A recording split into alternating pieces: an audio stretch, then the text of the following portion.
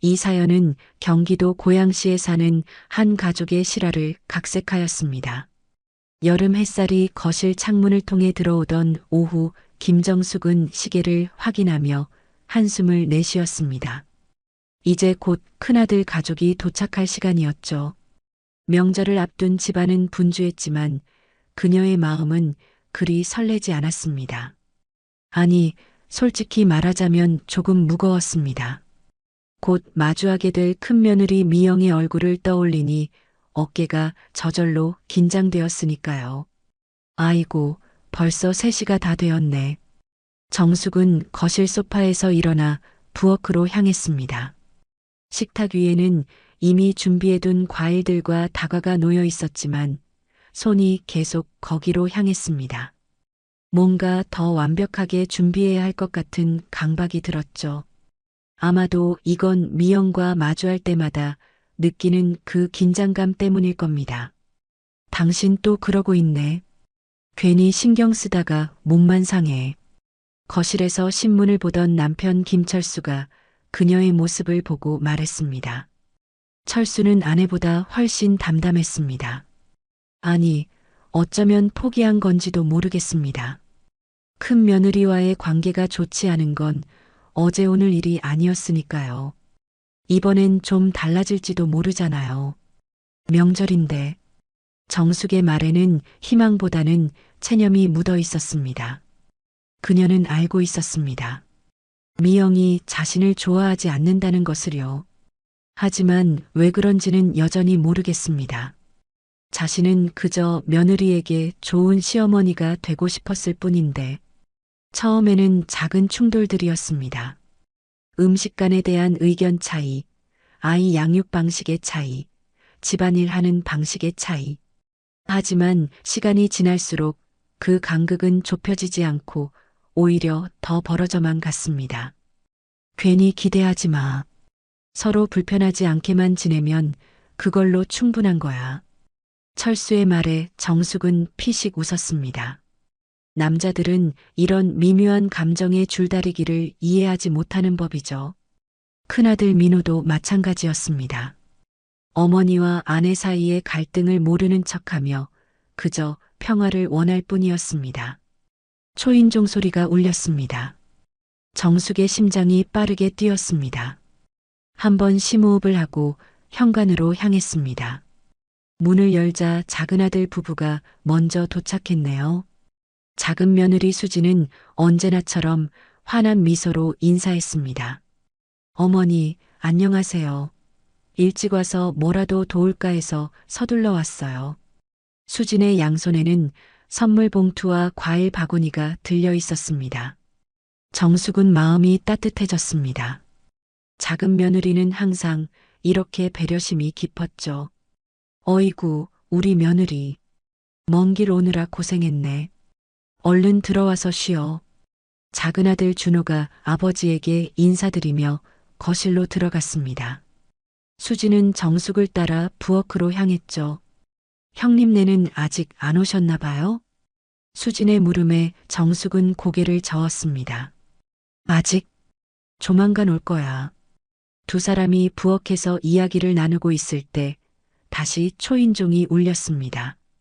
정숙의 어깨가 다시 경직되었습니다.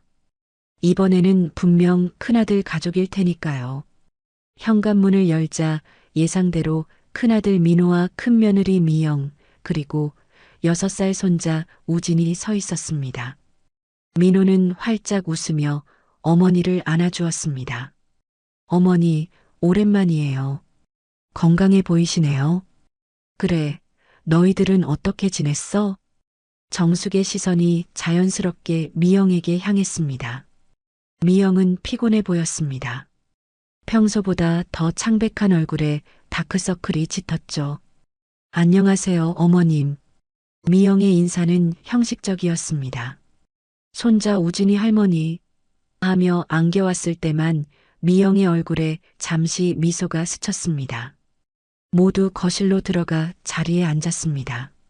정숙은 과일과 다과를 내오며 대화를 이어가려 했지만 분위기는 어색했습니다.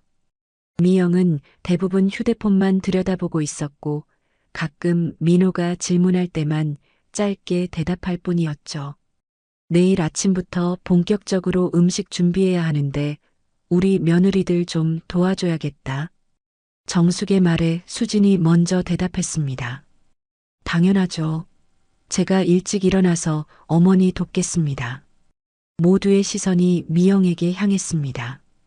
미영은 잠시 휴대폰에서 시선을 떼고 고개를 들었습니다. 저는 좀 힘들 것 같아요. 사실 요즘 몸이 안 좋아서 방 안의 공기가 순간 얼어붙는 듯 했습니다. 정숙은 무슨 말을 해야 할지 몰라 그저 미영을 바라보았습니다. 그때 미영의 얼굴이 갑자기 창백해지더니 손으로 입을 막고 화장실로 뛰어갔습니다. 민호가 걱정스러운 표정으로 화장실 문 앞에 서 있을 때 수지는 아무렇지 않은 듯 말했습니다. 형님, 걱정 마세요. 어제 많이 피곤하셨나 봐요. 내일은 제가 좀 더 일찍 와서 어머님 도울게요. 미영이 화장실에서 나오자 얼굴은 더욱 창백해져 있었습니다. 민호가 부축하며 소파로 데려갔고 정숙은 물을 가져다 주었습니다. 미영은 조용히 감사합니다라고 말하며 물을 받아 마셨습니다. 어제 회식이 있었어요. 미영이가 좀 과음했나 봐요. 민호의 설명에 정숙은 아무 말도 하지 않았지만 그녀의 표정에는 불만이 스쳐 지나갔습니다. 명절 전날 과음이라니. 하지만 표면적으로는 이해한다는 듯 고개를 끄덕였습니다. 그래도 집에 왔으니 좀 쉬면 괜찮아질 거야. 철수가 무거운 침묵을 깨며 말했습니다. 정숙은 부엌으로 향하며 수진에게 눈짓했고 수진은 곧바로 따라 나섰습니다. 내일 음식 준비 어떻게 할까요, 어머님? 수진의 물음에 정숙은 한숨을 내쉬었습니다. 큰 며느리가 저러니 우리 둘이서 해야겠네. 아침 일찍부터 시작해야 할 것 같아. 괜찮아요, 어머님. 제가 많이 도울게요. 수진의 말에 정숙은 고마운 마음이 들었습니다. 적어도 작은 며느리는 이렇게 배려심이 많았으니까요. 하지만 그럴수록 큰 며느리에 대한 서운함은 커져갔습니다. 저녁 식사 시간, 정숙은 준비해둔 음식을 차려냈습니다. 미영은 조금 나아 보였지만 여전히 식욕이 없어 보였죠. 밥을 거의 건드리지 않고 국물만 조금 마시는 모습에 정숙은 못마땅함을 느꼈지만 겉으로 내색하지는 않았습니다. 내일 아침은 몇 시에 일어날까요, 어머님? 수진이 물었습니다. 6시쯤 시작하면 좋을 것 같아. 음식이 많으니까. 미영이 그제서야 입을 열었습니다. 저는 아무래도 내일 아침에 도움이 안 될 것 같아요. 죄송합니다. 모두의 시선이 다시 미영에게 쏠렸습니다. 민호가 재빨리 아내를 감싸며 말했습니다. 미영이가 요즘 정말 몸 상태가 안 좋아요. 제가 대신 도울게요, 어머니. 정숙은 한숨을 삼키며 억지 미소를 지었습니다. 남자가 부엌에서 뭘 도와. 그냥 아버지랑 텔레비전이나 봐. 식사가 끝나고 설거지를 하면서도 정숙의 마음은 무거웠습니다. 수진이 곁에서 도와주고 있었지만 큰 며느리의 빈자리가 더 크게 느껴졌습니다. 이건 단순히 일손이 부족해서가 아니었습니다. 가족으로서 마음을 나누지 못하는 서운함이 컸습니다. 그날 밤 정숙은 잠을 이루지 못했습니다. 옆에서는 철수가 코를 골며 잠들어 있었지만 그녀의 머릿속은 복잡했습니다. 이번 명절도 결국 마음 상하며 보내게 되는 건가? 그녀는 창밖을 바라보며 생각에 잠겼습니다. 큰 며느리와의 관계가 언제부터 이렇게 틀어졌는지 돌이켜 보았습니다. 처음에는 그저 사소한 의견 차이였습니다. 음식간을 두고, 집안 청소 방식을 두고, 아이 양육 방식을 두고. 하지만 시간이 지날수록 그 작은 틈새는 더 벌어져 이제는 건널 수 없는 강이 되어버렸습니다. 그리고 그 사이에서 민호는 늘 어정쩡한 입장이었죠. 어머니도 이해하고 아내도 이해하려 노력했지만 결국 양쪽 모두에게 미움을 사게 된 꼴이었습니다. 내일은 좀 더 참아야겠다. 명절인데 싸우면 안 되지. 정숙은 마음을 다잡으며 눈을 감았습니다. 하지만 이미 그녀의 인내심은 한계에 다다르고 있었습니다. 다음 날 아침 정숙은 약속대로 6시에 일어났습니다. 수진도 곧이어 부엌에 합류했고 둘은 본격적으로 명절 음식 준비를 시작했습니다. 동그랑땡, 전, 갈비찜, 잡채. 정성스럽게 하나씩 만들어 나갔습니다. 어머님, 이렇게 하면 될까요? 수진이 물을 때마다 정숙은 따뜻하게 웃으며 조언해 주었습니다. 두 사람의 호흡은 훌륭했고 정숙은 작은 며느리가 있어 다행이라고 생각했습니다. 10시가 되어서야 미영이 내려왔습니다. 여전히 얼굴이 창백했지만 어제보다는 나아 보였습니다. 안녕하세요, 어머님. 수진아, 미안해. 내가 도와줄게. 미영의 말에 수진이 얼른 웃으며 대답했습니다. 괜찮아요, 형님. 많이 안 좋으시면 쉬세요. 하지만 정숙은 미영을 보며 냉랭하게 말했습니다. 이제 와서 뭘 도와. 거의 다 했어. 미영의 표정이 굳어졌습니다. 민호가 그때 부엌으로 들어오며 상황을 살폈습니다. 어머니, 미영이도 돕고 싶어 하는데 시키실 일 없으세요? 정숙은 한숨을 내쉬며 말했습니다. 그래, 저기 나물 좀 묻혀볼래? 미영은 조용히 일을 시작했지만 금세 다시 얼굴이 창백해지더니 갑자기 입을 막고 화장실로 달려갔습니다. 수진이 걱정스러운 표정으로 뒤따라갔습니다. 정숙은 참지 못하고 민호에게 말했습니다. 도대체 어제 얼마나 마신 거야? 명절날 이게 뭐니? 민호는 어쩔 줄 몰라 하며 말했습니다. 어머니, 미영이가 정말 몸이 안 좋은가 봐요. 이해해 주세요. 정숙은 더는 참지 못하고 터져 나왔습니다. 이해? 내가 얼마나 이해를 했는데. 명절마다 이런 식이잖아. 작은 며느리 혼자 고생시키고. 그때 미영이 화장실에서 돌아왔습니다. 정숙의 말이 들렸는지 표정이 어두웠습니다. 수진이 미영의 어깨를 감싸며 소파로 데려갔습니다. 형님, 괜찮으세요? 얼굴이 너무 안 좋아 보여요. 수진의 걱정스러운 말에 미영은 힘없이 고개를 끄덕였습니다. 거실 소파에 앉은 미영의 이마에는 식은땀이 맺혀 있었습니다. 정숙은 부엌에서 이 모습을 지켜보며 입술을 꽉 깨물었습니다. 화가 나는 동시에 짜증이 밀려왔습니다. 여보, 괜찮아? 좀 쉴래? 민호가 아내의 손을 잡으며 물었습니다. 미영은 고개를 끄덕였습니다. 아니야, 괜찮아. 어제 술을 좀 많이 마셔서 그래. 조금만 쉬면 나아질 거야. 정숙은 그 말을 듣고 더는 참지 못하고 입을 열었습니다. 그런데 왜 명절 전날 그렇게 마셔? 다들 바쁜데. 미영의 눈빛이 순간 날카로워졌지만 곧 아무 말 없이 시선을 돌렸습니다. 민호가 어머니를 향해 난처한 표정을 지었습니다. 어머니, 회사에서 중요한 계약이 성사돼서 축하 자리였어요. 어쩔 수 없었어요. 정숙은 더 말하려다가 철수가 던지는 경고의 눈빛을 받고 입을 다물었습니다. 철수는 조용히 아내에게 다가와 귓속말로 이야기했습니다. 이번만 참아. 명절인데 분위기 망치지 말자. 정숙은 마지못해 고개를 끄덕였습니다. 그리고는 다시 부엌으로 돌아가 음식 준비를 계속했습니다. 수진도 미영을 소파에 눕혀놓고 부엌으로 돌아왔습니다. 어머님, 형님이 많이 아픈가 봐요.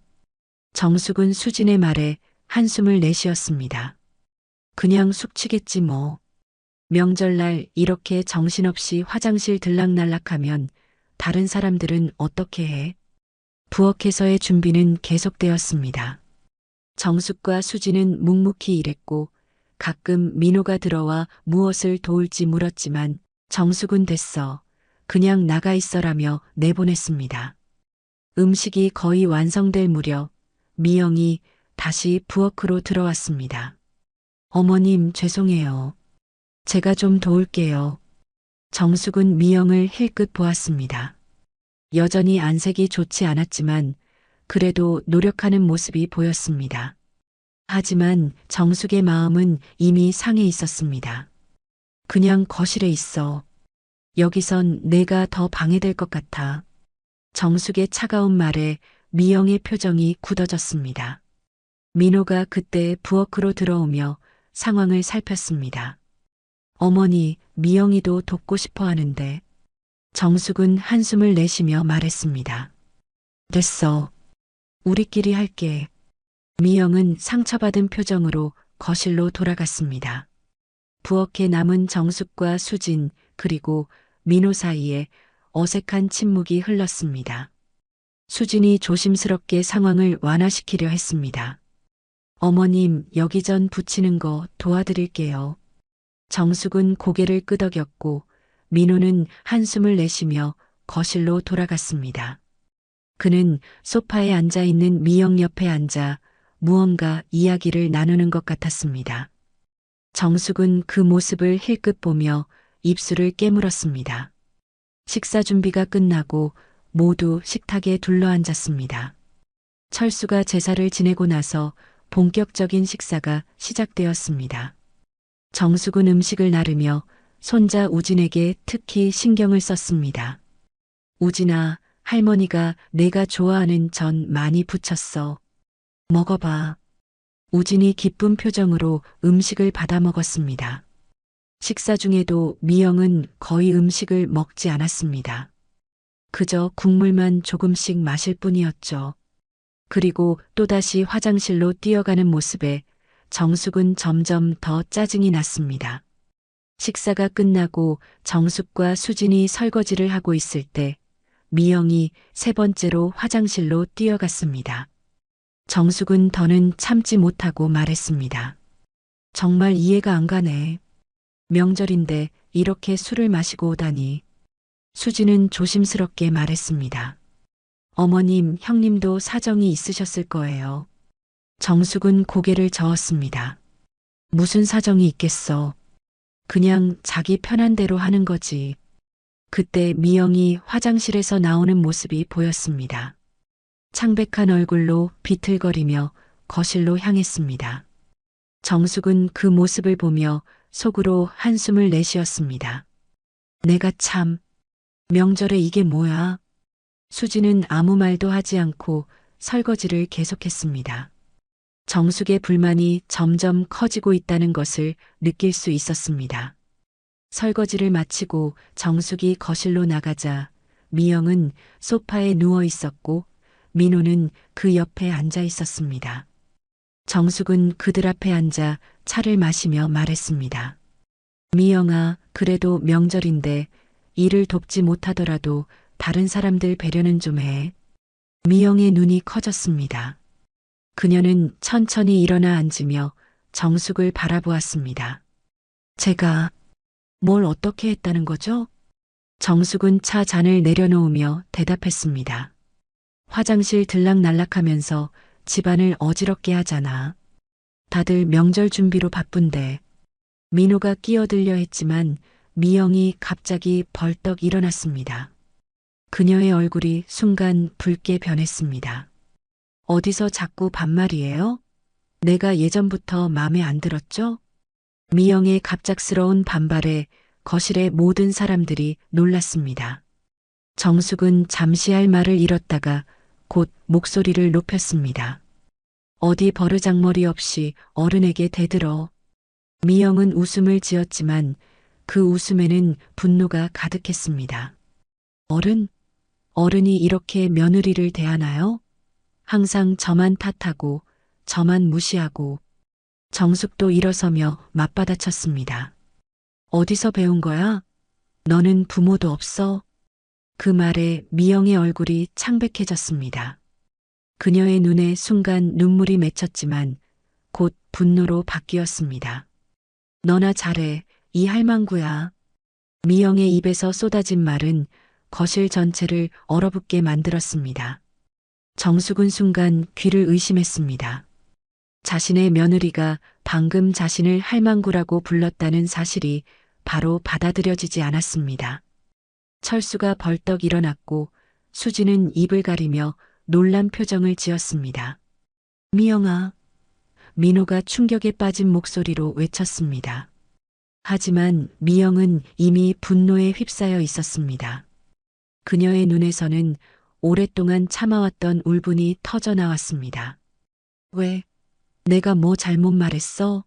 항상 나만 탓하고 나만 무시하고 더는 못 참겠어. 정숙은 온몸이 떨리는 것을 느꼈습니다. 분노와 충격이 동시에 밀려왔습니다. 이렇게까지 자신을 모욕할 거라고는 생각하지 못했습니다. 이게 어떻게? 정숙의 목소리가 떨렸습니다. 철수가 그녀의 어깨를 붙잡으며 말했습니다. 진정해, 여보. 하지만 정숙은 진정할 수 없었습니다. 그녀의 눈에서도 분노의 불꽃이 타올랐습니다. 지금 내가 한 말이 무슨 뜻인지 알아? 이렇게 어른에게 말하는 법을 누가 가르쳤어? 미영은 비웃듯 웃었습니다. 어른이 이렇게 행동해요? 항상 저를 무시하고 제 말은 들어주지도 않고. 정숙의 얼굴이 붉게 달아올랐습니다. 내가 언제 널 무시했다는 거야? 내가 얼마나 내게 잘해주려고 했는데. 미영은 고개를 저었습니다. 잘해주셨다고요? 제가 하는 모든 것에 트집 잡고 제 의견은 항상 무시하고. 두 사람 사이의 감정은 걷잡을 수 없이 격해졌습니다. 민호가 미영의 팔을 잡으며 중재하려 했지만 미영은 그의 손을 뿌리쳤습니다.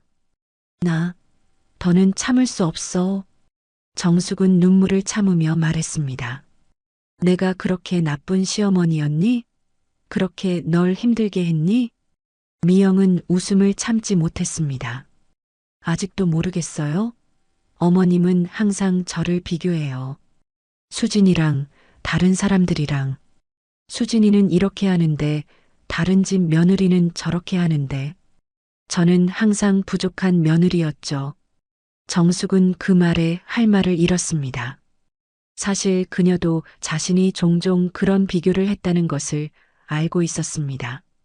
하지만 그것이 미영에게 그렇게 큰 상처가 될 줄은 몰랐습니다. 난 그저. 정숙이 말을 찾고 있을 때 미영은 계속해서 말했습니다. 더 이상은 안 돼요. 이제 끝내줘, 이 가식적인 관계. 그 말에 모두가 충격에 빠졌습니다. 민호가 미영의 어깨를 잡았습니다. 미영아, 진정해. 우리 다시 얘기해보자. 하지만 미영은 민호의 손을 뿌리치며 말했습니다. 당신도 마찬가지야. 항상 어머니 편만 들고 나는 뭐야? 나는 당신 가족이 아니야? 민호의 표정이 굳어졌습니다. 그는 아내를 바라보며 천천히 말했습니다. 지금 내가 하는 말이 너무 심하다고 생각하지 않아? 미영의 눈에 놀라움이 스쳤습니다. 남편이 자신의 편을 들어주길 바랐던 것 같습니다. 하지만 민호의 말은 그녀의 기대와는 달랐습니다. 뭐, 지금 당신도 나를 탓하는 거야? 민호는 고개를 저었습니다. 탓하는 게 아니라 그냥 좀 진정했으면 해. 이건 너무 심한 말이야. 어머니에게 그렇게 말하면 안 돼. 미영의 눈에 눈물이 고였습니다. 그녀는 배신감에 찬 눈으로 민호를 바라보았습니다. 역시 당신도 마찬가지야. 항상 가족의 편만 들고. 그때 모두의 예상을 깨고 민호가 갑자기 말했습니다. 아니, 미영아. 내 말이 맞아. 모두의 시선이 민호에게 향했습니다. 정숙은 믿을 수 없다는 표정으로 아들을 바라보았습니다. 민호야, 넌 지금 뭐라고? 민호는 깊은 한숨을 내쉬었습니다. 어머니, 사실 미영이 말이 일리가 있어요. 우리가 미영이를 많이 몰아붙였던 것 같아요. 정숙은 충격에 빠졌습니다. 자신의 아들이, 그것도 장남이 이렇게 자신에게 등을 돌리다니. 그녀의 가슴에 커다란 배신감이 몰려왔습니다. 너, 내가 지금 뭐라고 하는 거니? 내가 그렇게 나쁜 어미였어? 민호는 고개를 저었습니다. 어머니가 나쁘다는 게 아니라 우리 모두 서로를 더 이해하고 존중할 필요가 있다는 거예요. 정숙은 더 이상 듣고 싶지 않았습니다. 그녀의 눈에서 눈물이 흘러내렸습니다. 이게 내가 너희를 키워온 보답이냐? 철수가 아내의 어깨를 감싸 안았습니다. 그의 눈에도 실망감이 가득했습니다. 민호야, 내가 어떻게 어머니에게 이럴 수 있니? 민호는 깊은 한숨을 내쉬었습니다. 아버지, 저는 그저 솔직하게 말씀드리는 겁니다. 우리 가족이 더 행복해지려면 서로 존중하는 법을 배워야 해요. 그 말에 정숙은 더 이상 참지 못하고 방으로 달려갔습니다. 철수는 아들을 한 번 더 실망스럽게 바라본 후 아내를 따라 방으로 들어갔습니다. 거실에는 민호와 미영, 그리고 준호와 수진만 남았습니다. 모두 침묵 속에 서로를 바라보았습니다. 미영의 분노는 조금 가라앉은 것 같았지만 여전히 그녀의 눈에는 상처가 가득했습니다. 미안해, 모두. 미영이 작은 목소리로 말했습니다. 하지만 이미 상황은 돌이킬 수 없게 되었습니다. 준호는 형을 실망스럽게 바라보았고 수지는 어쩔 줄 몰라 하며 서 있었습니다. 민호는 한숨을 내쉬며 말했습니다. 우리 오늘은 그만 돌아가자. 모두가 진정할 시간이 필요해. 미영은 고개를 끄덕였습니다. 두 사람은 아이를 데리고 짐을 챙기기 시작했습니다. 준호와 수지는 어색하게 서 있다가 준호가 말했습니다. 형, 정말 이래도 돼? 어머니가 얼마나 상처받으셨을지 생각해봐. 민호는 형제를 바라보며 말했습니다. 나중에 다시 얘기하자. 지금은 그냥 시간이 필요해. 그렇게 큰아들 부부는 집을 나섰습니다. 방 안에서는 정숙의 흐느끼는 소리가 들렸고 철수의 위로하는 목소리도 들렸습니다. 준호와 수지는 서로를 바라보며 한숨을 내쉬었습니다. 명절의 분위기는 완전히 망가져 버렸습니다. 정숙의 흐느낌 소리가 집안을 채웠습니다. 철수는 그녀의 등을 토닥이며 위로했지만 그의 얼굴에도 깊은 상처와 분노가 서려 있었습니다. 방문 밖에서는 준호와 수진이 어쩔 줄 몰라 서성이고 있었습니다. 어떡해요, 오빠? 수진이 작은 목소리로 물었습니다. 준호는 한숨을 내쉬었습니다. 모르겠어. 형이 어떻게 그럴 수 있는지. 두 사람은 거실로 돌아와 소파에 앉았습니다. 명절의 풍성한 음식들이 아직 식탁 위에 그대로 놓여 있었지만 아무도 손을 대고 싶은 마음이 없었습니다. 방 안에서 계속 들려오는 정숙의 흐느낌은 집안의 분위기를 더욱 무겁게 만들었습니다. 1시간쯤 지났을까 방문이 열리고 철수와 정숙이 함께 나왔습니다. 정숙의 눈은 붉게 부어 있었고 철수의 표정은 굳어 있었습니다. 두 사람은 말없이 거실로 와서 앉았습니다. 준호와 수지는 불안한 눈빛으로 부모님을 바라보았습니다. 아버지, 준호가 조심스럽게 입을 열었습니다. 철수는 손을 들어 아들의 말을 막았습니다. 그리고 깊은 한숨을 내쉬었습니다. 이제 와서 할 말이 뭐가 있겠니? 정숙은 손수건으로 눈물을 닦으며 말했습니다. 내가 그렇게 나쁜 시어머니였을까? 수진이 급히 일어나 시어머니 옆으로 다가갔습니다. 아니에요, 어머님. 어머님은 정말 좋은 분이세요. 정숙은 수진의 손을 잡았습니다. 그녀의 눈에는 여전히 상처와 배신감이 가득했습니다. 그런데 왜 민호는 미영이 편을 들었을까? 내가 그렇게 잘못한 게 있을까? 철수는 무겁게 말했습니다. 자식이란 원래 그런 거야. 부모보다 배우자를 먼저 생각하는 법이지. 하지만 그의 목소리에는 쓴맛이 묻어났습니다. 아무리 그래도 자식이 이렇게까지 부모에게 등을 돌릴 줄은 몰랐던 것입니다. 준호가 조심스럽게 물었습니다. 앞으로 어떻게 하실 거예요? 철수와 정숙은 서로를 바라보았습니다. 그들의 눈빛 속에는 무언가 결심한 듯한 기색이 보였습니다. 아직은 모르겠다. 철수가 말했습니다. 하지만 오늘 있었던 일은 쉽게 잊을 수 없을 것 같구나. 정숙은 갑자기 일어나 부엌으로 향했습니다. 식사나 마저 하자. 음식이 다 식었겠네. 그녀의 목소리는 담담했지만 모두가 그 속에 담긴 깊은 상처를 느낄 수 있었습니다. 수진이 급히 따라가 도왔고 준호와 철수는 자리에 앉았습니다. 식사는 침묵 속에서 이루어졌습니다. 맛있는 명절 음식들이 가득했지만 아무도 제대로 음식을 즐기지 못했습니다. 정숙은 거의 밥을 먹지 않고 그저 젓가락으로 음식을 뒤적일 뿐이었습니다.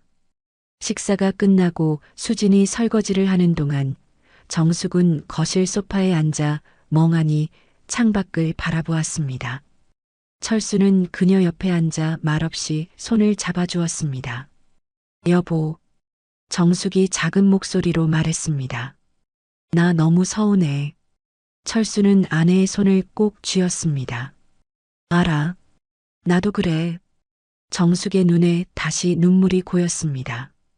우리가 그렇게 민호를 위해 희생했는데, 그런데 이제 와서 이런 식으로. 철수는 한동안 침묵했다가 천천히 말했습니다. 결정했어. 정숙이 의아한 표정으로 남편을 바라보았습니다. 무슨 결정? 유언장을 바꿀 거야. 정숙은 놀란 눈으로 철수를 바라보았습니다. 그들은 원래 장남인 민호에게 가장 많은 유산을 물려주려고 계획했었습니다. 대대로 내려오는 가업과 집, 그리고 상당한 재산, 모두 민호에게 물려줄 예정이었죠. 정말 그렇게 할 거야? 철수는 단호하게 고개를 끄덕였습니다. 오늘 민호가 보여준 태도를 보니 더 이상 그에게 가업을 맡길 수 없을 것 같아. 부모도 존중하지 못하는 사람이 어떻게 가문의 전통을 이어갈 수 있겠어? 정숙은 충격에 휩싸인 듯 했지만 곧 고개를 끄덕였습니다. 당신 말이 맞아요. 민호는 더 이상 우리의 기대를 저버렸어. 두 사람의 대화를 듣고 있던 준호가 놀란 표정으로 다가왔습니다. 아버지, 어머니, 그건 너무 심한 결정 아닌가요? 형도 분명 이유가 있었을 거예요. 철수는 아들을 바라보며 말했습니다. 어떤 이유가 있든 부모에게 그렇게 대하는 건 용납할 수 없다. 내 형은 오늘 선을 넘었어. 정숙도 단호하게 말했습니다. 맞아. 더 이상 민호에게 기대할 게 없어. 그날 밤 준호와 수지는 부모님의 집에서 자기로 했습니다. 명절 분위기는 완전히 사라졌지만 그래도 부모님을 혼자 두고 갈 수는 없었습니다. 수지는 정숙을 위로하며 함께 있었고 준호는 아버지와 조용히 대화를 나누었습니다. 아버지, 정말로 유언장을 바꾸실 건가요? 철수는 천천히 고개를 끄덕였습니다. 이미 결정했다. 내일 변호사에게 연락할 거야. 준호는 한숨을 내쉬었습니다. 형에게 한 번 더 기회를 주시는 건 어떨까요? 철수의 눈에 결연한 빛이 떠올랐습니다. 내 결정은 변하지 않을 거다. 내 형은 오늘 스스로 자신의 길을 선택했어. 준호는 더 이상 말을 이어가지 못했습니다. 아버지의 결심이 얼마나 굳건한지 알 수 있었습니다. 그는 그저 고개를 끄덕이고 자리에서 일어났습니다. 이해합니다, 아버지. 그날 밤 집안은 무거운 침묵에 휩싸였습니다. 명절의 기쁨은 온데간데였고 그저 배신과 상처만이 남아 있었습니다. 정숙은 잠들기 전에 오래도록 눈물을 흘렸고 철수는 그런 아내를 위로하며 밤을 지새웠습니다. 다음 날 아침 철수는 일찍 일어나 변호사에게 전화를 걸었습니다. 그는 유언장 변경에 대해 상담했고 가능한 한 빨리 처리해달라고 부탁했습니다. 정숙은 그런 남편을 지켜보며 묵묵히 고개를 끄덕였습니다. 정말 이렇게 해도 될까? 정숙이 작은 목소리로 물었습니다. 철수는 단호하게 대답했습니다. 너무 늦지 않아서 다행이야. 우리가 죽은 뒤에 민호가 모든 걸 물려받았다면 그때는 어떻게 됐을지 생각해봐. 정숙은 한숨을 내쉬며 고개를 끄덕였습니다. 그녀의 마음 한구석에서는 여전히 아들을 향한 모성애가 남아 있었지만 어제의 상처는 너무나 컸습니다. 그날 오후 민호에게서 전화가 왔습니다. 철수가 전화를 받았지만 그의 목소리는 냉담했습니다. 아버지, 어제 일은 정말 죄송합니다. 제가 너무 감정적으로 대응했어요. 철수는 잠시 침묵했다가 대답했습니다. 이제 와서 무슨 소용이 있겠니? 아버지, 제발 한 번만 더 기회를 주세요. 어머니께도 사과드리고 싶어요. 철수의 목소리는 더욱 차가워졌습니다.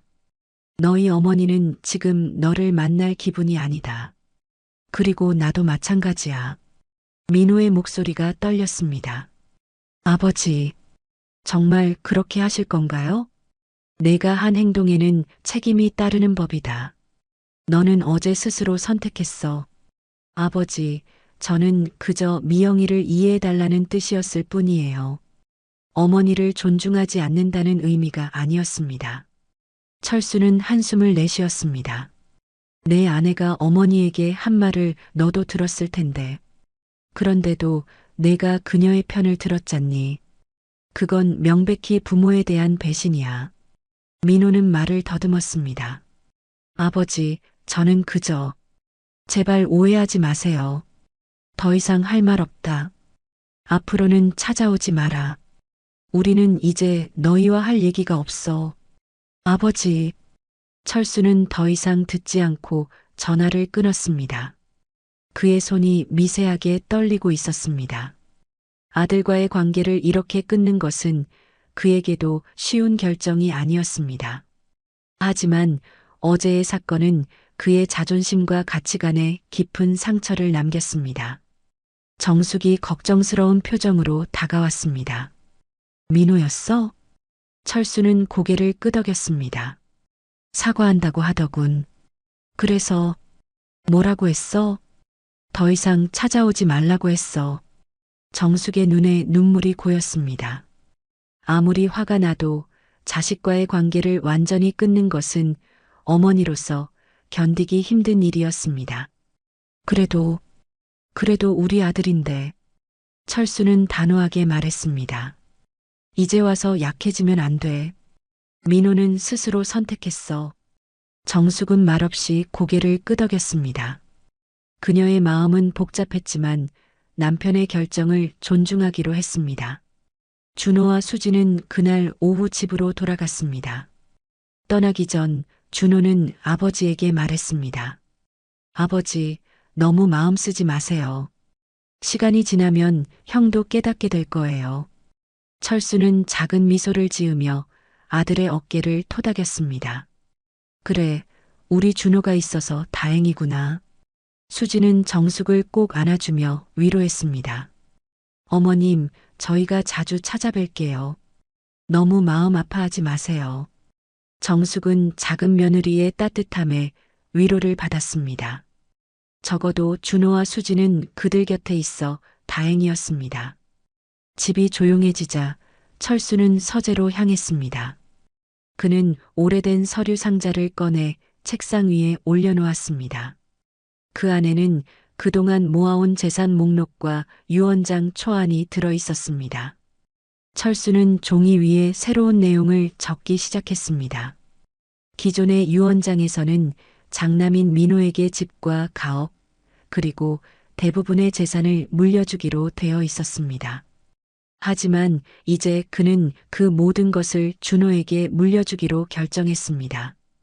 민호에게는 한 푼도 주지 않겠다. 그의 손이 잠시 멈칫했지만 곧 단호하게 글씨를 이어갔습니다. 이것은 쉬운 결정이 아니었지만 그는 자신의 원칙을 지키기로 했습니다. 정숙은 거실에 앉아 텔레비전을 보고 있었지만 그녀의 생각은 다른 곳에 있었습니다. 그녀는 자신과 미영 사이에 있었던 모든 갈등을 떠올려 보았습니다. 처음부터 그들의 관계는 원만하지 않았습니다. 미영은 항상 자신의 방식대로 하길 원했고 정숙은 그것을 고집이라고 여겼습니다. 작은 갈등들이 쌓이고 쌓여 결국 어제와 같은 폭발로 이어진 것이었습니다. 내가 조금만 더 이해했더라면. 하지만 곧 그녀는 그런 생각을 떨쳐냈습니다. 아무리 그래도 어른에게 그런 식으로 말하는 것은 용납할 수 없었습니다. 미영의 행동은 분명 선을 넘은 것이었고 민호가 그런 아내의 편을 든 것은 더욱 용서할 수 없었습니다. 다음 날 아침 철수는 변호사 사무실을 방문했습니다. 그는 새로운 유언장을 작성하기 위해 필요한 모든 서류를 가져갔습니다. 변호사는 철수의 상황을 듣고 조언했습니다. 완전히 상속에서 제외하는 것보다는 최소한의 금액이라도 남기는 것이 나중에 분쟁을 줄일 수 있습니다. 하지만 철수는 단호했습니다. 아니요, 제 결정은 이미 내렸습니다. 장남에게는 한 푼도 주지 않을 겁니다. 변호사는 더 이상 말하지 않고 고개를 끄덕였습니다. 새로운 유언장 작성 절차가 시작되었고 철수는 모든 내용을 꼼꼼히 확인했습니다. 집에 돌아온 철수는 정숙에게 모든 진행 상황을 설명했습니다. 정숙은 묵묵히 듣다가 마침내 물었습니다. 정말 이대로 괜찮은 걸까요? 철수는 잠시 생각하다가 대답했습니다. 우리가 살아있는 동안 민호가 진심으로 잘못을 뉘우친다면 그때는 다시 생각해 볼 수도 있겠지. 하지만 지금으로서는 이게 최선이야. 정숙은 고개를 끄덕였습니다. 그녀도 남편의 생각에 동의했습니다. 비록 마음 한구석에서는 아들을 그리워했지만 어제의 상처는 쉽게 아물지 않을 것 같았습니다. 그날 저녁 뜻밖의 방문객이 찾아왔습니다. 초인종 소리에 정숙이 문을 열자 민호가 서 있었습니다. 그의 얼굴은 지쳐 보였고 눈은 붉게 충혈되어 있었습니다. 어머니, 정숙은 놀라 말을 잇지 못했습니다. 철수가 급히 현관으로 나와 민호를 보았습니다. 너 왜 왔어?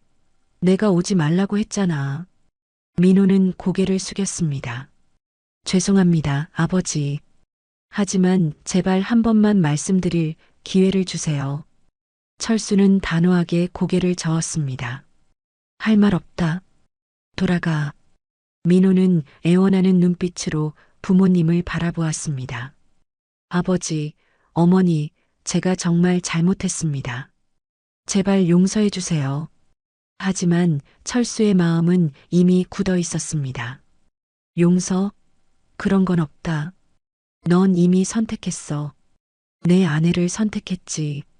민호의 눈에 눈물이 고였습니다. 아버지, 제가 장남인데 어떻게 이러실 수 있습니까? 그 말에 철수의 분노가 폭발했습니다. 장남? 내가 뭘 했길래 장남이라고 말할 수 있어? 부모에게 등 돌리고 아내가 어머니에게 욕하는데도 가만히 있다가 오히려 내가 어머니를 탓했잖아. 민호는 말을 더듬었습니다. 그건 제가 잘못했습니다. 정말 죄송합니다. 정숙도 이제 침묵을 깼습니다. 민호야, 내가 우리에게 한 말, 그리고 미영이가 나에게 한 말은 쉽게 잊히지 않아. 내가 그저 죄송합니다라고 말한다고 해서 모든 게 해결될 것 같니? 민호는 절망적인 표정으로 부모님을 바라보았습니다. 그럼 어떻게 해야 하나요? 제가 어떻게 해야 용서받을 수 있습니까? 철수는 차갑게 대답했습니다. 더 이상 할 말 없다. 이제 가라. 철수가 문을 닫으려 했지만 민호는 마지막 힘을 다해 문을 붙잡았습니다. 아버지, 저는 아버지의 아들입니다. 제가 잘못했다고 사과하는데 이렇게 냉정하게 대하실 수 있습니까? 정숙의 눈에 눈물이 고였습니다. 아무리 화가 나도 자식이 이렇게 애원하는 모습을 보는 것은 어머니로서 견디기 힘들었습니다. 하지만 철수의 마음은 이미 굳어 있었습니다. 민호야, 내가 그 순간 보여준 모습은 단순한 실수가 아니었다. 그건 내 내면에 있던 진짜 모습이었어. 부모보다 아내를 선택한 것. 그리고 그 선택에는 책임이 따르는 법이야. 민호의 얼굴이 창백해졌습니다. 아버지, 설마 정말로 저를 상속에서 제외하실 건가요? 철수의 눈이 커졌습니다. 내가 어떻게 그것을 알았지? 민호는 당황한 듯 했지만 곧 대답했습니다. 준호가 말해줬어요. 철수의 얼굴에 실망감이 번졌습니다. 역시 그랬군. 그래서 여기 온 거야? 유산 때문에? 민호는 황급히 고개를 저었습니다. 아니에요. 그냥 알게 된 것뿐이에요. 저는 정말로 사과하러 온 겁니다. 하지만 철수의 표정은 더욱 차가워졌습니다.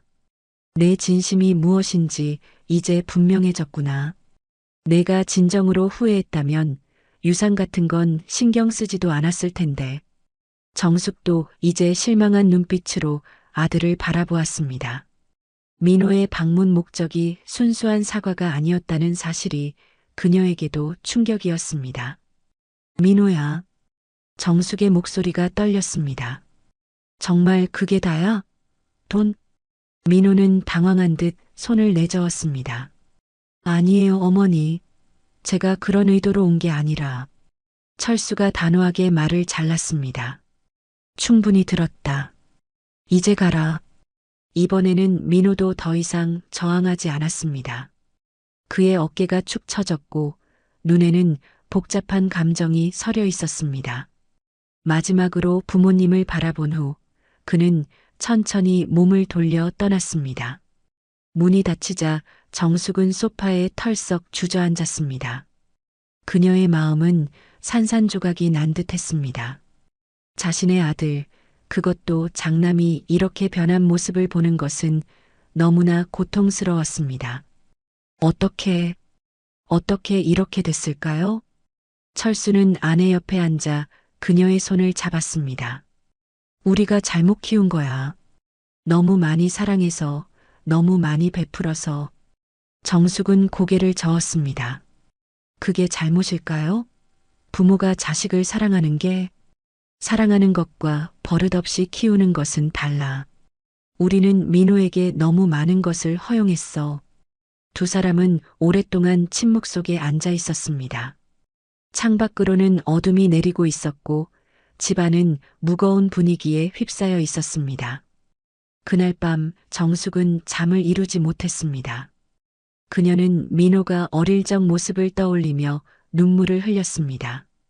항상 밝고 착했던 아이, 부모님을 존경하고 따르던 아이. 그 아이가 이제는 돈 때문에 부모를 찾아오는 어른이 되었다는 사실이 너무나 슬펐습니다. 다음 날 아침 준호에게서 전화가 왔습니다. 그는 조심스럽게 물었습니다.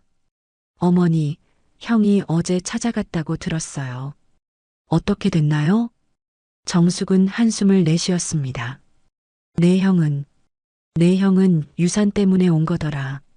전화 너머로 준호의 놀란 숨소리가 들렸습니다. 정말요? 형이 그랬다고요? 직접적으로 그렇게 말한 건 아니지만 내가 유언장 변경 사실을 알려줬다며? 그래서 온 거야. 준호는 잠시 침묵했다가 대답했습니다. 죄송해요, 어머니. 형이 너무 괴로워해서 사실대로 말해줬어요. 하지만 형이 그것 때문에 찾아갈 줄은 몰랐어요. 정숙은 이해한다는 듯 고개를 끄덕였지만 전화로는 그 모습이 보이지 않았습니다. 괜찮아. 내 잘못은 아니야. 통화를 마친 후 정숙은 철수에게 준호와의 대화 내용을 전했습니다. 철수는 깊은 한숨을 내쉬었습니다. 이제 확실해졌어. 우리의 결정은 옳았어. 정숙도 동의했습니다. 비록 마음은 아팠지만 민호의 진심을 확인한 지금 그들의 결정은 더욱 굳어졌습니다. 그로부터 일주일 후 새로운 유언장이 정식으로 작성되었습니다. 철수는 변호사와의 최종 미팅을 마치고 집으로 돌아왔습니다. 그의 손에는 공증된 유언장이 들려 있었습니다. 모든 절차가 끝났어. 정숙은 무거운 표정으로 고개를 끄덕였습니다. 이제 모든 재산과 가업은 준호에게 물려주는 것으로 확정되었습니다. 민호에게는 단 한 푼도 돌아가지 않을 것입니다. 이게 정말 옳은 결정일까요? 철수는 아내를 바라보며 대답했습니다. 시간이 지나면 알게 될 거야. 하지만 지금으로서는 이게 최선이라고 생각해. 그날 저녁 준호와 수진이 찾아왔습니다. 그들은 부모님의 결정에 대해 들었고 책임감을 느끼고 있었습니다. 아버지, 어머니, 저희에게 너무 큰 책임을 주신 것 같아요. 준호가 조심스럽게 말했습니다. 철수는 아들의 어깨를 토닥였습니다. 너희가 가장 적합해. 우리는 너희를 믿는다. 수진도 정숙의 손을 잡으며 말했습니다. 어머님, 저희가 책임감 있게 잘 관리할게요. 걱정 마세요. 정숙은 작은 며느리를 바라보며 미소 지었습니다. 적어도 작은 아들 부부는 그들을 실망시키지 않을 것이라는 확신이 들었습니다. 그날 밤 정숙은 옛 앨범을 꺼내 민호의 어린 시절 사진들을 보았습니다. 그 순수했던 아이가 어떻게 이렇게 변했을까? 그녀의 마음은 여전히 아팠지만 이제는 어느 정도 현실을 받아들이고 있었습니다. 다 지난 일이야. 그녀는 중얼거렸습니다. 이제는 앞으로 나아가야 해. 그녀는 앨범을 천천히 덮고 침대로 향했습니다. 오늘부터 새로운 시작이라고 생각하기로 했습니다. 비록 상처는 남아있지만 그들에게는 아직 준호와 수진 그리고 손자 우진이 있었습니다. 그것으로 충분했습니다. 철수는 침대에 누워 있다가 아내가 들어오자 물었습니다. 괜찮아? 정숙은 고개를 끄덕였습니다. 괜찮아요. 이제 정말 괜찮아질 것 같아요. 두 사람은 서로의 손을 잡고 잠에 들었습니다. 창밖으로는 밤하늘의 별들이 조용히 빛나고 있었습니다. 세 달이 지났습니다. 가을바람이 불기 시작하던 어느 날 정숙은 마당에 있는 감나무에서 익은 감을 따고 있었습니다. 그동안 민호와는 연락이 완전히 끊겼습니다. 가끔 준호를 통해 소식을 듣긴 했지만 직접적인 만남은 없었습니다. 여보, 이쪽도 좀 따줘. 철수가 마당 반대편에서 사다리를 들고 다가왔습니다. 정숙은 고개를 끄덕이며 남편 쪽으로 이동했습니다. 그들의 일상은 천천히 제자리를 찾아가고 있었습니다. 비록 가슴 한구석에는 여전히 상처가 남아 있었지만 시간이 흐르면서 조금씩 아물고 있었습니다. 어머니, 문득 수진의 목소리가 들렸습니다. 정숙이 돌아보니 작은 며느리가 우진을 데리고 마당으로 들어오고 있었습니다.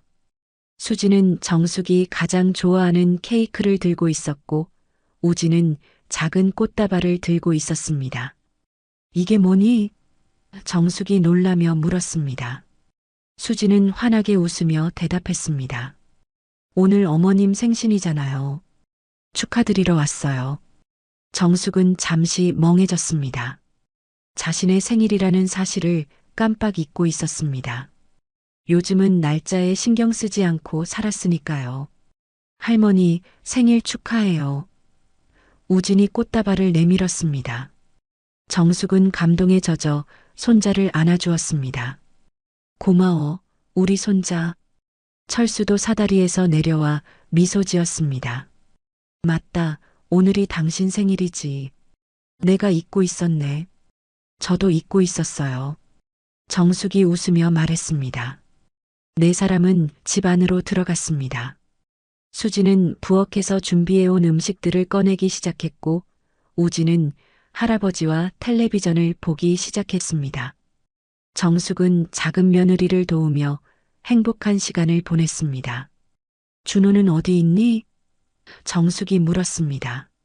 수진이 수줍게 웃었습니다. 곧 올 거예요. 특별한 선물을 준비하고 있대요. 그때 초인종 소리가 들렸습니다. 정숙이 문을 열자 준호가 서 있었습니다. 그의 손에는 큰 선물 상자가 들려 있었습니다. 어머니, 생신 축하드려요. 정숙은 아들을 안아주며 고마워했습니다. 준호가 거실로 들어가 아버지에게도 인사를 드렸습니다. 모두가 식탁에 둘러앉아 점심 식사를 시작했습니다. 분위기는 화기애애했고 정숙은 오랜만에 진심으로 행복한 시간을 보내고 있었습니다. 식사가 끝나고 케이크를 자르려는 순간 다시 초인종 소리가 들렸습니다. 수진이 문을 열러 갔습니다. 잠시 후 그녀가 약간 긴장된 표정으로 돌아왔습니다. 어머님, 형님이 오셨어요. 정숙의 눈이 커졌습니다. 철수도 놀란 표정으로 고개를 들었습니다. 거실 입구에는 민호가 서 있었고 그 뒤로 미영도 보였습니다. 두 사람의 표정은 긴장되어 있었지만 특히 미영의 얼굴에는 깊은 후회의 빛이 서려 있었습니다. 어머니, 아버지, 민호가 조심스럽게 말했습니다. 정숙과 철수는 말없이 서 있었습니다. 준호가 나서서 형을 맞이했습니다. 형, 왔구나. 들어와. 민호와 미영은 조심스럽게 거실로 들어왔습니다. 그들의 손에도 선물이 들려 있었습니다. 미영은 정숙 앞에 서서 깊이 고개를 숙였습니다. 어머님, 정말 죄송합니다. 제가 너무 무례했어요. 용서해 주세요. 그녀의 목소리는 떨리고 있었고 눈에는 눈물이 고여 있었습니다. 정숙은 미영을 바라보았지만 아무 말도 하지 않았습니다. 미영은 계속해서 말했습니다. 제가 얼마나 어리석었는지 이제야 깨달았어요. 어머님을 그렇게 대한 것은 정말 잘못된 행동이었습니다. 몇 달 동안 매일 후회하고 반성했어요. 민호도 고개를 숙이며 말했습니다. 어머니, 아버지, 저희가 정말 큰 잘못을 했습니다. 용서를 구하러 왔어요. 정숙은 여전히 말이 없었습니다. 철수가 한 발 앞으로 나섰습니다. 너희가 왜 갑자기 찾아온 거지? 민호는 고개를 들어 아버지를 바라보았습니다. 오늘이 어머니 생신이잖아요. 축하드리고 싶었어요. 그리고 정말 사과하고 싶었습니다. 철수의 눈이 잠시 흔들렸습니다. 아들이 어머니의 생일을 기억하고 찾아왔다는 사실이 그를 감동시켰습니다. 하지만 곧 다시 표정을 굳혔습니다. 유산 때문에 온 거 아니야? 민호는 고개를 저었습니다. 아니에요, 아버지. 저는 이제 그런 것에 연연하지 않아요. 그동안 많이 생각했습니다. 가족의 소중함을 깨달았어요. 미영이 한 발 더 나서며 말했습니다.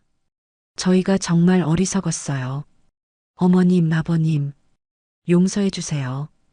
우리 가족이 다시 하나가 되었으면 해요. 정숙의 눈에 눈물이 고였습니다.